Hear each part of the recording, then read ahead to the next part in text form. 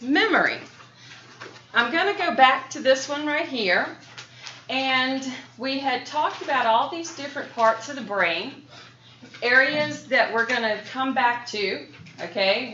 We've mentioned the thalamus, hypothalamus, that sort of thing. And one of the things that we have left off with is how we're going to form a memory. So one of the biggest things you can do, I'm not sure if you guys remember this, is make sure you get sleep. Okay? It's got to be good quality sleep. All right? Now, when we talk about forming the memory, whether we're looking, well, now some areas of the brain, even though we might be doing something specific, there are going to be some areas of the brain that are going to put emotions to it. Okay, because we're going to have areas of the brain that are going to just, it's almost like they're functioning on their own. So one of the things that happens when we're making a memory is, let's see, I wanted to remind you guys of this right here, this potentiation. Because potentiation, there's a couple of things happening, okay? We're going to have neuron to neuron, and note that it's working on chemicals, all right? So the chemicals, these neurotransmitters, and the ability of the adjoining neuron to be receptive to that chemical is important. So this is actually something that happens in the neurons, and it helps to form the memory. Now, I think the point that we had left off at was the amygdala. And not sure if you've ever heard of this term before, but it's kind of a fun term to say. One of the things about this, it is part of our limbic system. The amygdala, note, it deals with special senses. Okay? We're going to see that we have some information come from general sensation, but note, vision, hearing, taste, smell. So we're getting a lot of activity in the amygdala for the special senses. Helps with mediating our response to it. Yes, we can have an emotional response to the special senses. For example, almost to the point that you feel like you're going to throw up. Okay? So we're getting these emotions added to it. And I found this interesting. Personality. Personality is dependent on an intact, functional amygdala and hypothalamus. If there is damage to either areas of the brain for the amygdala or the hypothalamus, the person's personality changes. Now, whether that's going to be a personality change for the better or not, don't ever know, and hopefully, you don't have to deal with someone who's had damage to those areas. Now, this is the part that I had waited. I remember now, because we've talked so much about the areas of the brain.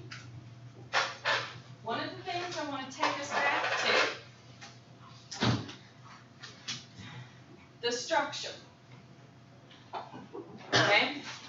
Do you guys remember when we were going over this structure, I mentioned these two gyri, the one that have this line going down through the middle. Okay? Does everybody remember that? Okay? Because I want you to come back to that. That's where we're going to be at now. That line that looks like it goes all the way across. And our gyri. that are on each side of it. What types of information has to happen? In other words, if I have sensory information that goes in, what has to move out? Motor. My motor response. We're going to find these two gyri. All right? These two gyri. One, if we come over here and look at it, the one pointing towards the frontal lobe, primary motor cortex. They've got it in purple. If I move over here, going towards the occipital lobe, I'm going to see primary somatic sensory cortex. Stop right there and think about that for a second. In these two gyri, the central sulcus that runs down between them, we've got motor, sensory. Is everybody with me? Sensory information. What is it? It's what travels up your body? What travels? Everything that's out here. Stuff that we have to get to the brain to get a response.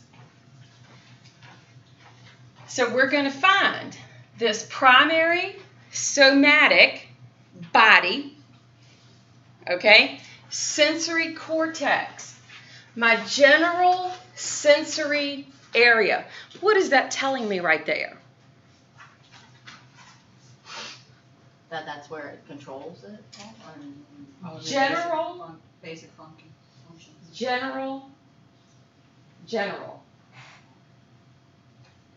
I have general senses, and then I have special.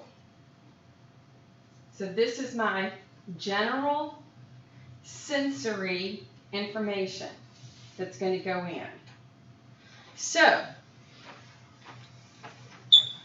stuff such as pain, pressure, temperature, all this general sensory information. Because in my special senses, taste, smell, hearing, vision, they have a special area that they're going to go to. So my special senses have their area that they're going to go to. For example, my visual cortex, right here. This is my occipital lobe. My occipital lobe is what I associate with sight. Just to this side, okay, an association area. My occipital lobe that I think about is dealing with vision.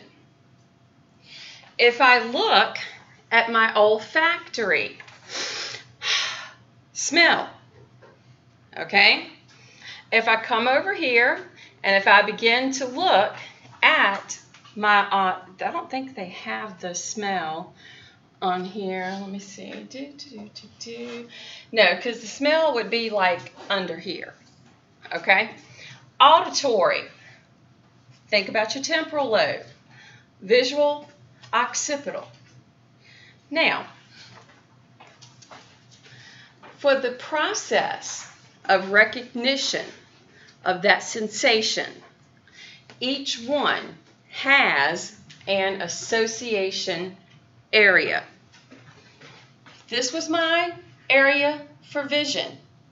For it to understand, here's my association area. In my primary motor cortex, in the primary sensory cortex, note green, lighter purple, lighter purple. This is my association area, the understanding.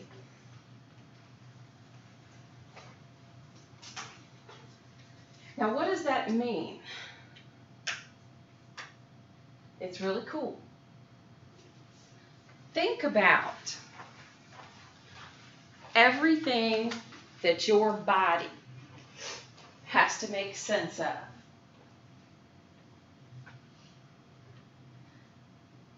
The pressure that you have right now of writing, sitting in the chair, the shoes on your feet, okay? The temperature, whether it's hot or cold, the feel of the pencil or the paper in your hand, all right? These are all things that your body is having to make sense of. So, if that's the case, and my sensory information has to go in, and it's got to go in to this sensory cortex. Is everybody following me so far? Okay? So think about that region right there. My sensory cortex. This is the space and this gyrus. It comes all the way around to right here. Okay? This is the space and this gyrus allotted for these areas of your body.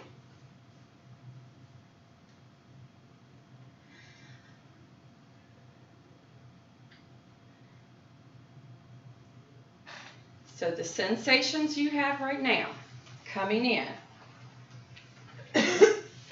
they're going to this area of this cortex, processing it with the association area behind it.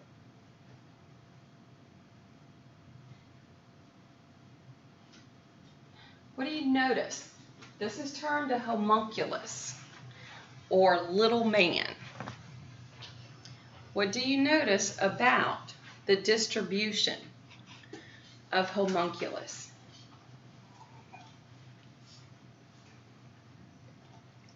Can you make out the eyes, the nose, the mouth, the hands, the feet, the chest? Can you make out little man?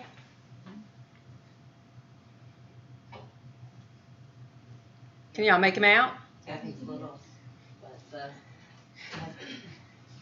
It's out of proportion. And he's upside down. So information from the feet have to come all the way in to this side over here. Everybody kind of see that? Now, what part of our body gets the majority of the cortex? Our face, lips. We've got a lot for hands, fingers. Okay? fingers get a lot. Yes. These are the areas of the body that have to be very fine-tuned. So they're getting the most of the processing. So this sensory area of the brain is allowing this information to come in.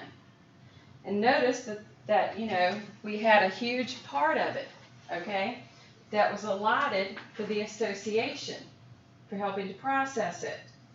and then that sensory area.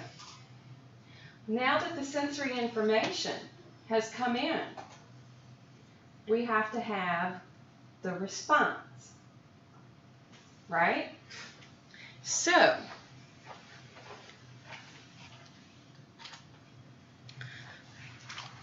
we have that motor area, the one to the front.